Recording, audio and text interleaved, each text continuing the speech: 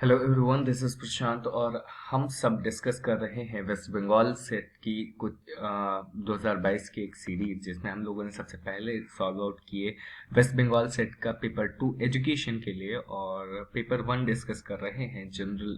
जो पेपर 1 है general paper है, वो अभी डिस्कशन पर चल रहा है और इस वक्त बात करेंगे हम रिमेनिंग क्वेश्चंस की। जो पेपर 1 का जो सॉल्यूशन हम लोग देख रहे थे, उसमें एक वीडियो में हम लोगों ने लगभग 25 क्वेश्चन सॉल्व आउट किए और अब ये 2022 का जो पेपर है, पेपर 1 का वेस्ट बंगाल सेट का, उसका बाकी का 25 क्वेश्चन इस वीडियो के लास्ट तक कवर अप हो जाएगा। यानी कि ये वीडियो 2022 वेस्ट बंगाल सेट के लिए पूरा डेडिकेटेड हो जाएगा। हालांकि कुछ प्रीवियस ईयर पेपर्स हम और भी सॉल्व करेंगे, उसके लिए एक अलग या सेपरेट प्लेलिस्ट बना दी जाएगी। अगर वो एक सेपरेट स्टेट का होगा, अगर इसी स्टेट यानी वेस्ट बंगाल स्टेट का ही होगा, तो वो इसी प्लेलिस्ट में आपको मिल जाएगा। हालांकि इस वीडियो के लास्ट में मैं कोशिश करूंगा कि इस वीडियो के डिस्क्रिप्शन में आपको बाकी के लिंक्स भी प्रोवाइड कर दूं। ठीक, तो फिलहाल ये सब बातें हैं जो हम लोग इस वेस्ट बंगाल सेट के साथ साथ बाकी के प्रीवियस ईयर पेपर्स को भी सॉल्व डिस्कस कर रहे हैं। फिलहाल इनको छोड़ते हैं या रोकते हैं और बात करते हैं आगे की। तो आगे की क्या क्या बातें हैं, आइए जरा हम बात करते हैं रिमेनिंग क्वेश्चंस की। लेकिन उससे पहले एक छोटी सी बात ये कि जो हम लोग इस पेपर में सॉल्व कर रहे थे, एक क्वेश्चन गलती से मेरे से जो है थोड़ा गलत हो गया था। वो क्वेश्चन बाद में मुझे ध्यान आया तो मैंने उसको करेक्ट किया, और वो क्वेश्चन था question number, it was about 20, yes, 24. So how many levels are there in the Panchayati Raj system in India, which was constitutionally formalized in the year of 1992? So it was 3, यानी कि 3 level में पंचायती राज system Bharat में लागू हुआ था। और इसी के साथ हम लोगों ने 25th क्वेश्चन देखा। 25th क्वेश्चन में सेकंड एंड थर्ड जो क्वेश्चन का ऑप्शन है वो स्टेटमेंट सही है। सेकंड और थर्ड स्टेटमेंट बिल्कुल सही है। बात करते हैं 25th नहीं 26 क्वेश्चन की। 26 क्वेश्चन से हमारे आज की वीडियो की शुरुआत हो रही है और 26 में दो लिस्ट दी गई है। लिस्ट 1 में आपको रिवर डैम प्रोजेक्ट्स दिए हुए हैं और लिस्ट 2 में आपको उनकी लोकेशंस दी हुई हैं। तो करेक्ट लोकेशन के साथ मैचिंग करनी है।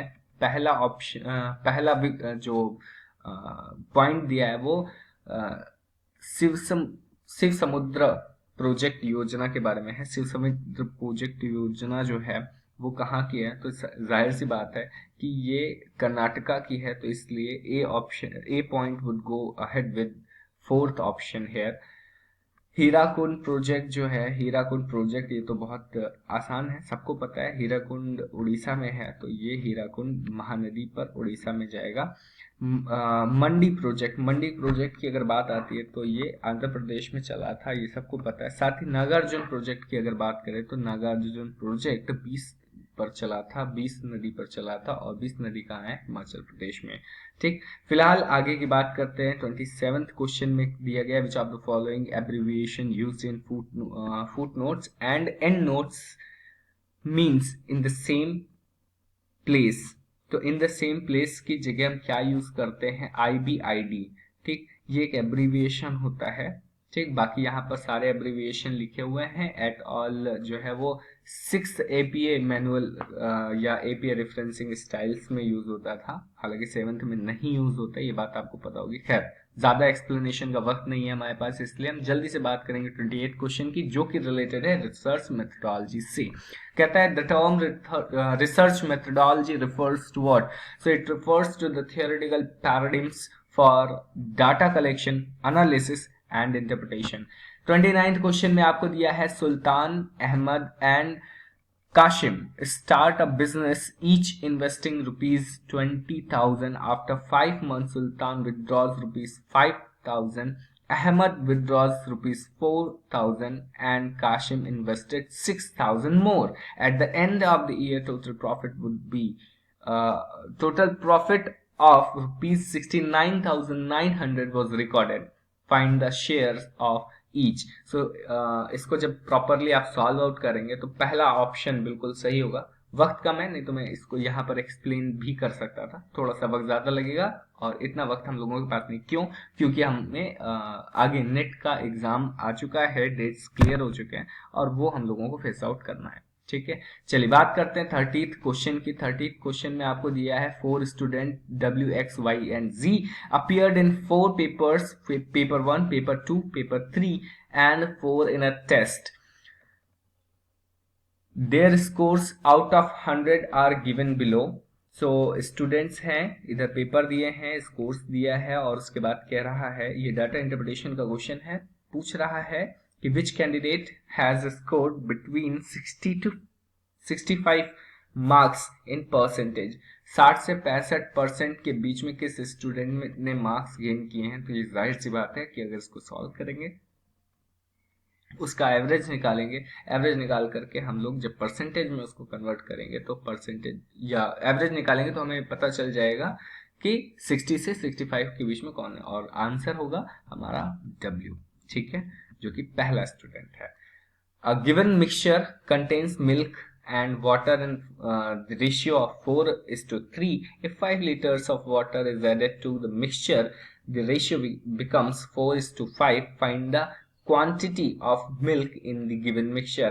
ये जाहिर सी बात है कि एक छोटा सा क्वेश्चन, और ये छोटे से क्वेश्चन का आंसर 10 लीटर।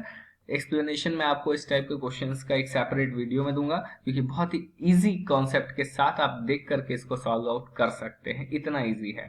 फिलहाल 10 लीटर्स का आंसर आएगा। अगर आपको पता है तो भी आप उसको रख सकते हैं, अगर नहीं पता है तो हम आपको इसके लिए एक सेपरेट वीडियो बता देंगे।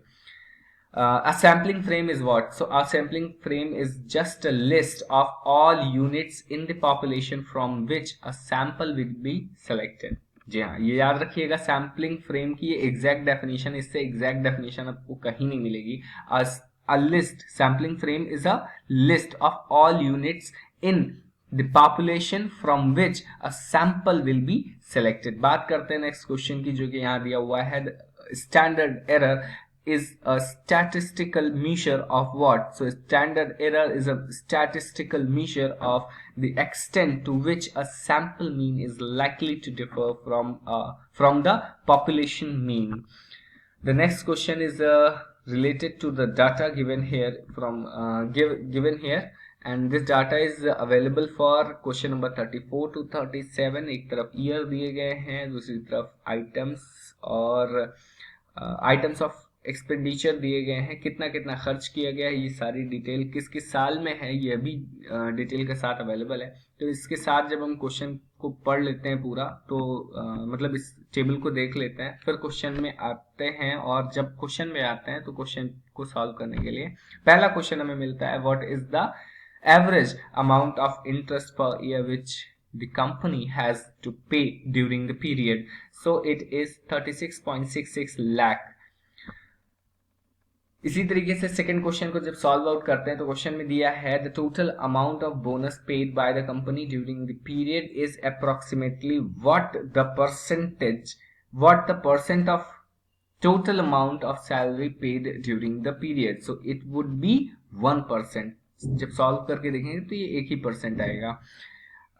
The total expenditure on all the items in 2014 was approximately what percent of the total expenditure in 2018। तो केवल ये 2018 के बारे में पूछा गया है एक्सपेंडिचर्स क्या, और एक्सपेंडिचर दिया गया है और टोटल एक्सपेंडिचर निकाल करके हम उसका 18 का जो एक्सपेंडिचर है उसका एवरेज निकाल देंगे, और सॉरी एवरेज बोल रहा हूँ, परसेंटेज कैलकुलेट करेंगे। तो जब परसेंटेज कैलकुलेट करेंगे तो हमारा 69% आएगा। इसी तरीके से 37 क्वेश्चन उसी डाटा से रिलेटेड पूछ रहा है, the ratio between the total expenditure on taxes for all the year and the total expenditure on fuel and transport for all the year respectively is approximately what. So ये ratio पूछा हुआ है, दोनों को calculate करेंगे, divide में रख देंगे, और जैसे ही फ्यूल और ट्रांसपोर्ट वाले एक्सपेंडिचर्स को हम ऊपर और नीचे रखेंगे तो सबसे ऊपर रहेगा हमारा फ्यूल का टोटल एक्सपेंडिचर और उसके नीचे रहेगा हमारा ट्रांसपोर्ट का एक्सपेंडिचर, और जब रेशियो कैलकुलेट करेंगे तो 10:13 आएगा हमारा फाइनल आंसर। ठीक है, इसी के साथ 38 से 40 क्वेश्चन यानी कि 3 क्वेश्चंस के लिए कुछ और डाटा दिया गया है। डाटा में कुछ बातें हैं। रेक्टेंगल जो है वो आदमियों को रिप्रेजेंट करता है, मेन को रिप्रेजेंट करता है। Triangle represents the educated, circle represents the urban and square represents the government employees. हालांकि ये क्वेश्चन आपको टेक्स्ट बुक के एप्लीकेशन पर भी मिल जाएगा, एज इट इज क्वेश्चन यहाँ पर अपीयर हुआ था। और उसके बाद में यहाँ पर जो पहला क्वेश्चन है, which one of the following represent the educated man about but not the urban, तो आंसर होगा 11। ये देखिए 11। ठीक है, एजुकेटेड तो है लेकिन अर्बन नहीं है। ठीक, इसी के साथ आपसे पूछा जा रहा है नेक्स्ट क्वेश्चन में, which one of the following represents urban man government employees. Government employees हैं लेकिन कैसे हैं, अर्बन मैन है, तो वो कौन सा है, वो यहाँ पर आप देख सकते हैं। ये वाले जो लोग हैं ये गवर्नमेंट मैन है और ये एम्प्लॉयज हैं। इसी के साथ हम बात करते हैं 40th क्वेश्चन की। 40th क्वेश्चन में है what is represented by 4 number. तो 4 नंबर से हमारा क्या रिप्रेजेंट होता है, अर्बन एजुकेटेड मैन। इसी तरीके से आपको जब कुछ ये रीजनिंग का क्वेश्चन है, एक रिलेशनशिप जिस तरीके का वुड और TLRIA के बीच मिलता है, वैसे ही ALKO का जो रिलेशन है वो किस 4 ऑप्शन में से मैच करेगा, सो डोनर के साथ मैच करेगा। जब हम बात करते हैं सीरीज की, तो एक सीरीज दी गई है, सीरीज में 4, 20, 35, 49, 62, 74। Next would be what, next would be 85। Next question है 2, 1, 1/2, 1/4, 1/8। तो ये जाहिर सी बात है कि ये इसका भी जो नेक्स्ट है टर्म वो कितना हो जाएगा, नेक्स्ट टर्म जो होगा वो आपका आधा हो जाएगा इसका। लेकिन कैसे आधा होगा ये आई डोंट नो कि जो आंसर शीट आई है वो उसमें 3/48 कैसे दिया हुआ है, हालांकि ये मैं देखूंगा बाद में। फिलहाल बात करते हैं 44th क्वेश्चन की, identify the IP address. IP address जो है वो 4 में से कौन सा है, तो याद रखिएगा आईपी एड्रेस में डैश नहीं होता और @ भी नहीं होता, इसलिए जो डॉट्स है, डॉट में पहले में 3, दूसरे में 2, फिर तीसरे में भी 2 और चौथे पार्ट में 3 पॉइंट्स या 3 अल्फाबेट्स या 3 डाटा, 3 न्यूमेरिक वैल्यूज लिखे होते हैं।